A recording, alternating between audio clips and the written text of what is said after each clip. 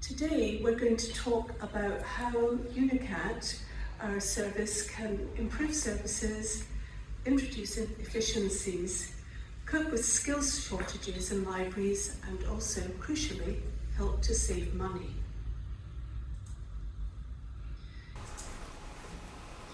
If I go back to my roots 30 years ago, or in fact my roots go back further than 30 years, but let's just focus on the last 30 years that BDS has been formed. Universities are very different to now to what they were when I was working in them. They have more institutions. Many institutions have merged, particularly in the University of London where I used to work. Many of the colleges joined together and became bigger entities. You have more students, a lot more students, more competition both within each other's universities, but also internationally as well. A lot more publications to choose from, more formats for content, and also more complex teaching requirements. And if I think back to my student days, I'm ashamed to admit I rarely consulted the catalogue. I used to wander around the shelves until I found something that suited the essay I was going to write, and that was my use of the library, and I'm sure I wasn't alone. But this modus operandi wouldn't work now because many students are accessing the catalogue remotely. They're also looking for content that can't be found on the shelf, so the catalogue has assumed a much greater level of importance than I found when I was a student. So, universities have changed, but in my assertion, cataloguing practices have remained largely the same. Not entirely, but largely. Even when I was working in a library, records were sourced from diverse places, examined and modified for in-house use. And I think that is still the prevailing way that cataloguing happens now. But we think there's a better way, and I'm hoping that during the course of the day you will find out more about it. But we at BDS are creating records centrally to a high standard, which means that duplication of effort can be eliminated. We can create records earlier in the publication process than typically the average library can, and then those records can be disseminated and used by our customers, and ultimately everyone benefits from these savings. If I ask you, do you know how many new publications there are in the UK every year? Probably nobody has the answer, including me, but it depends on what you count. But let's start with a figure of 200,000 titles per annum in the UK alone, which is what we're working to when we provide CIP records to the British Library.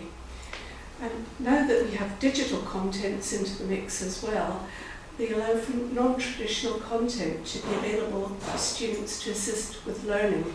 And we've done lots of work with publishers, cataloguing, lecture notes and flashcards and all sorts of things that certainly didn't exist when I was a student. So there's a multiplicity of formats as well as more content being available.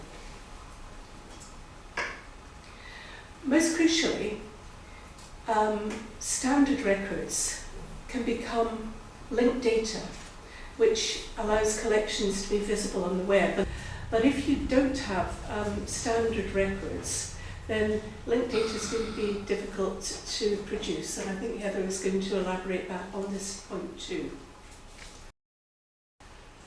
So let's go back to 1994 when we set up BDS, literally this time of the year, 1994. How did it all start? Eric and I were working in library book selling, and we just knew there was a better way to create records than the ways that were being used at that time. Eric was working in the IT department of a bookseller, and I was in charge of the bibliographic services department. And we knew that our library customers were increasingly reliant on the catalogue records that we were producing, and indeed asking our competitors to produce these catalogue records as well.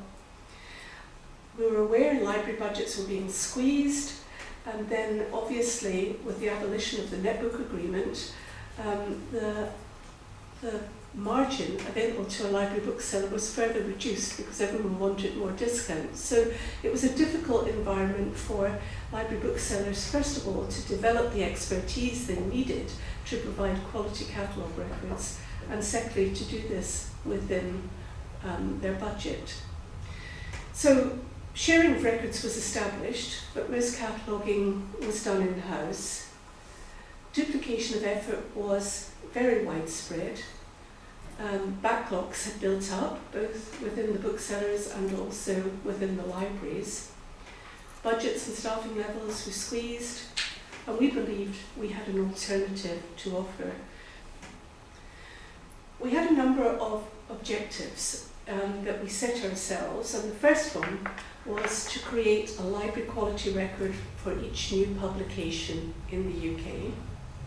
And we wanted to start at the pre-publication stage. Then we wanted to validate and enhance the record on publication. We perceived that these were the two key points where our potential customers needed quality information. From first principles, we wanted to adhere to all major library standards. So in those days it was ACR2. In the UK it was still UK Mark, but we also had US Mark because we had customers who used those systems. We used the NACO authority file, or it was called something else in those days, which I've forgotten now, but it's NACO now.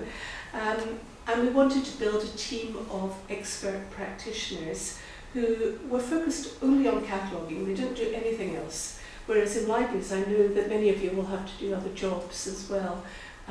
These people only were doing cataloguing. We wanted to work at all levels in the book supply chain, from publisher to wholesaler to bookseller to library. So the whole range of library engagement with the UK published output would be covered. The important thing for us as a new unknown business was to establish credentials. So the first thing we did was contact all the mainstream publishers to encourage them to deposit content about new publications. And in those days, it was all on paper. It was either a catalogue or it would be an A4 sheet which contained information about the item.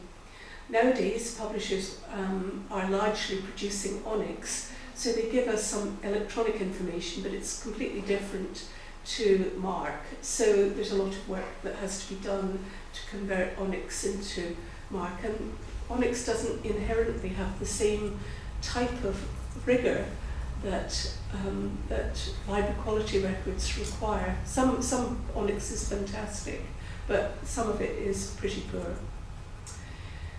Because we were using our own money to set this business up, we had to embrace the newest technology to dispatch records daily, whereas the conventional models at that time, and probably nobody in the room is old enough to remember this, but there used to be magnetic tapes that got loaded into library catalogues, or you had a CD-ROM that was produced monthly. And by definition, they're out of date. By the time you get this information together and in the format you require, it's already obsolete. So we were using the internet, this new phenomenon, which had come about to transmit records daily to our customers, and we felt that reflected the dynamic nature of publishing very well. Our customer base is quite broad.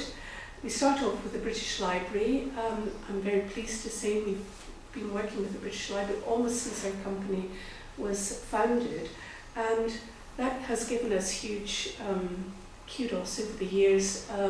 The fact that we've held the CIP contract for 30 years, I think, is something to be extremely proud of. We also do other types of work for the British Library. We worked initially with library booksellers because they were the people who understood best what we were doing and recognised it was filling a gap within their institution. We deal with public libraries in the UK, school libraries internationally, university and college libraries, international booksellers and international libraries who are providing English language content, and that includes countries like the US and Australia, where obviously the sale of English language UK published books is important. A few of our landmarks, 1995, the award of the CIP contract, probably the most significant thing that happened to us, and I'm very pleased to say that despite many rigorous retendering processes, we've retained the contract until this point, so that's been a really important thing for us. By 2000, all of the major library booksellers were using our service. By 2004, all of the public libraries in the UK were subscribing to BDS's services, perhaps not just the core service, but also additional services that we had developed to help emulate what was happening in library workflows. All of the public library authorities in the Republic of Ireland use our service. We've got 6,000 schools in the UK and internationally use the service. I don't know the precise number because there's so many of them and we're constantly getting more, so that figure is already dated, but they use both the metadata and the images that we have in the company. And many international booksellers subscribe to the service, people all over the world, because of course English language publishing is so important that we have customers in many different countries. If we focus now on university libraries, the sharing of records has been possible since automation was introduced, but records were not always available at the point of need, indeed aren't always available at the point of need. Standard records with multiple classifications are not always available, so there may be a record that has a dewey number in it. If you are a Library of Congress library, you still have work to do. Records might not conform to major standards, therefore need to be analysed on a record-by-record basis. So if you have access to a free source of records that you use for cataloguing, you might well have to analyse every single thing about it to make sure that it isn't customised in a way that's in conflict with your own library practices. So that takes time. It might be necessary to search multiple sources to find what is required, or indeed you might find multiple records that are for the book that you want to catalogue or the item that you wish to catalogue, and you have to evaluate which one is the best one for you. And you might find that you can't find a service that fits in with your established workflows, and that's something that we've always wanted to do. Our metadata is available in different ways to different customers. We try to make it possible for everyone to find a way of using our service. So if I can just summarise that, BDS was established to provide a standardised, current, comprehensive service to libraries, and we're committed to delivering standard, best quality records at point of need. I'll just tell you a little bit about the business, because if you haven't actually visited our offices, you've probably heard this name BDS, but nobody knows anything about it. The company is privately owned by Eric and myself. We're located in Dumfries in Scotland, which is just north of the border. We employ 66 staff, and that's a combination of cataloguers, IT staff, financial people, salespeople. So the cataloguing team for books is about 30 people, but we also have a home entertainment division. So we've got another 7 or 8 who work in home entertainment, cataloguing film, music and computer games. Software is written in-house to meet the specific requirements of the business and customers. And I really think this is a strength of our business. We've always had a software team there to do things to make life easy for us.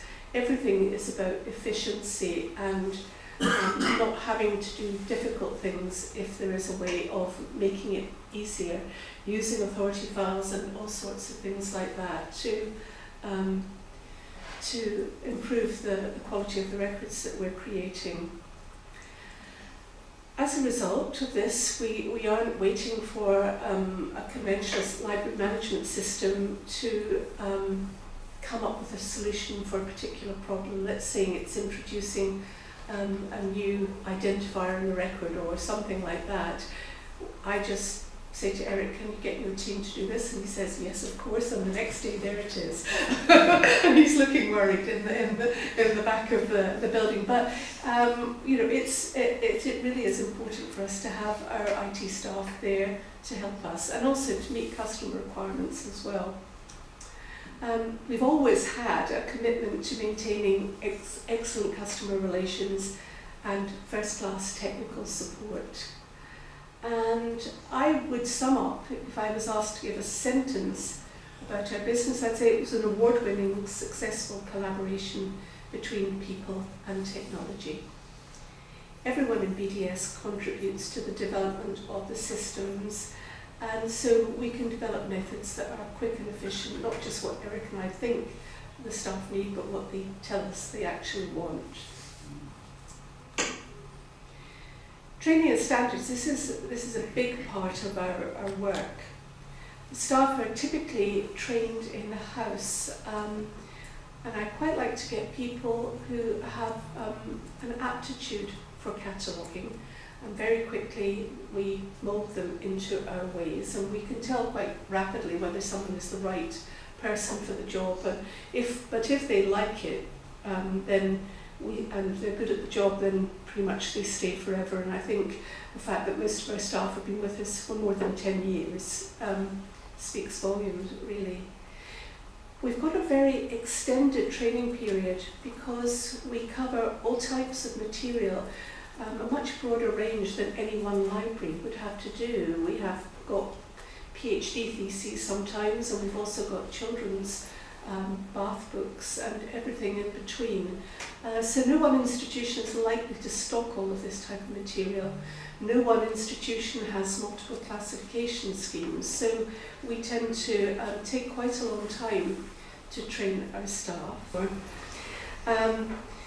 So most libraries derive large quotas of work, but we start with a blank screen, especially in the old days before Onyx. But even now, with the Onyx, we sit there and we've got to come up with the library classifications, the library subject headings, we've got to use the authority sources to create the records. So there's a lot of work going on.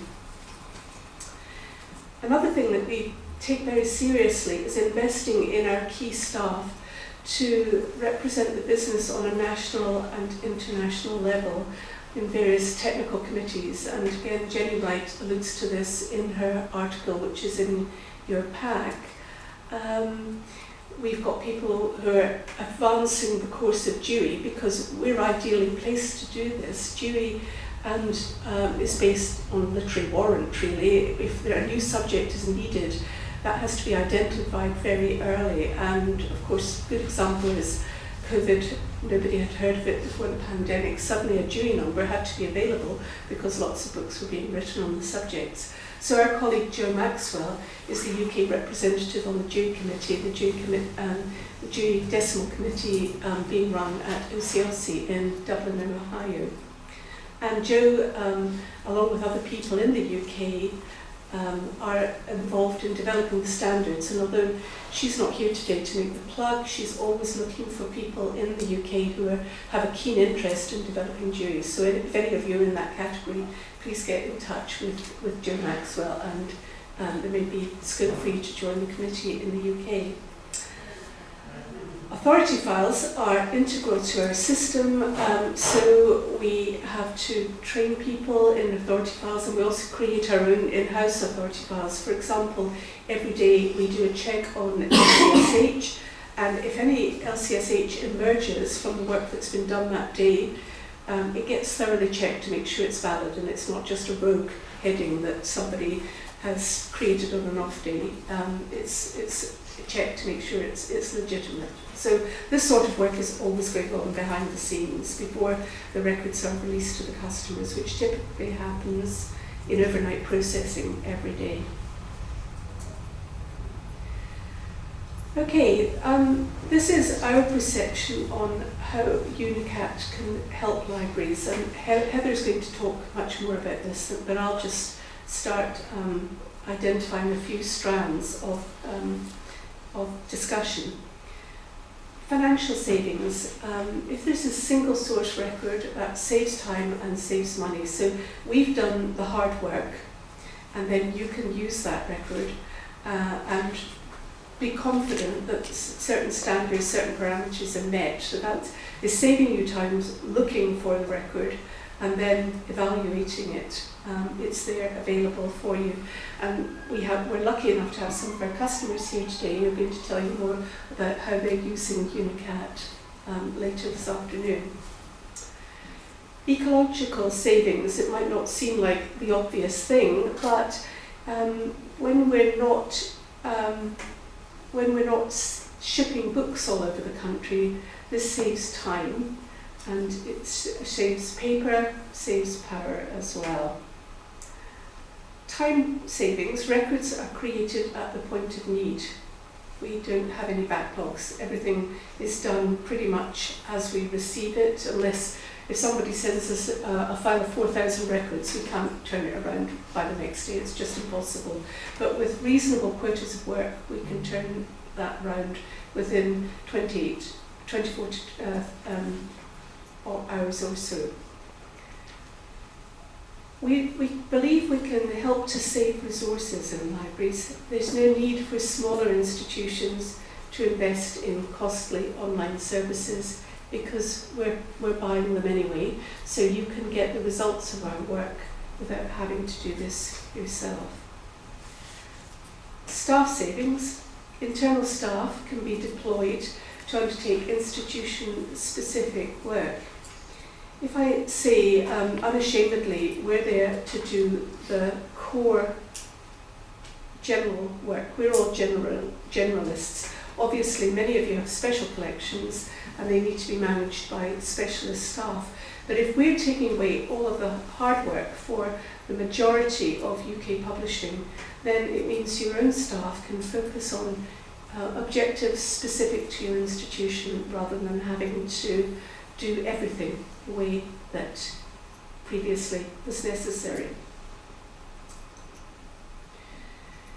Inevitably, we had to invest heavily at BDS to create UniCat. These things don't just happen. We've got to plan and finance them. First thing we did, which started way before the pandemic, was start a process of consultation. We spoke to booksellers, we spoke to libraries, we spoke to wholesalers, and tried to establish what was needed to create a cataloguing service for university libraries. Public libraries purchasing is largely homogeneous. Most of the libraries are buying a subset of part of the publishing in the UK, but university libraries purchase a much broader range of material. And since 2020, our focus has been on creating a digital store where we hold a full text representation of a book that's available in digital format, rather than having to have hard copies of books either shipped to our office or source the records from elsewhere. So that required considerable planning and investment, and obviously the security of that digital store is of paramount importance, because publishers wouldn't like it very much if we were leaking their content out to the wider world. We had to leverage our contacts at publishers to achieve this, which is a long process. We've got some 3,000 publishers depositing content into the store on a daily, weekly or monthly basis. So that's a lot of work has gone into getting permissions from publishers and loading this information into our store. Cybersecurity, if I can even mention these words in this building, it's really, really important, and we've been very focused on cybersecurity. We've always been focused on cybersecurity, but a year ago, almost to the day, we suddenly started to take this a whole lot more seriously after the terrible thing that happened to the British Libraries. So that has been a very big project for the last 12 months. And as Eric tells me, investment in cybersecurity doesn't mean you won't get hacked, but at least you hope that the hackers aren't going to get into your system. And I think we have evidence that there's so many attempts happening on a daily basis, but fortunately we've taken preventative action and invested in the appropriate technology to, I hope, reduce the possibility of ever having any problems with cybersecurity. The other thing we did was we employed additional staff when we set up our UniCat service. We employed a number of people, including 2 remote workers who were skilled in academic cataloguing. So we've got 2 people working remotely, as well as the core staff in the office. Our methodology is quite simple. Create a record once, use many times. And then the cost of record sharing can be shared across all participants. Nobody ever really pays the full cost of the record. We always gamble, hope that somebody else will buy that record and use it again. So we take the upfront costs, and then it gets gradually shared amongst the participants. When we were setting up UniCat, or establishing UniCat, I think Heather's approach, she can talk about this more, would be to approach institutions with the same LMS, and therefore we worked a lot with our early adopters to find the most streamlined way to work with their library management system, which means that everyone can benefit from that work that's been done.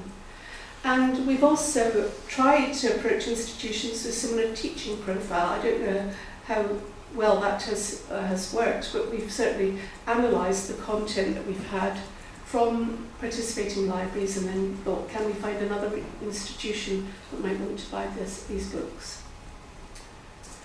So I would say this, wouldn't I? But we see UniCat as a vital building block to success.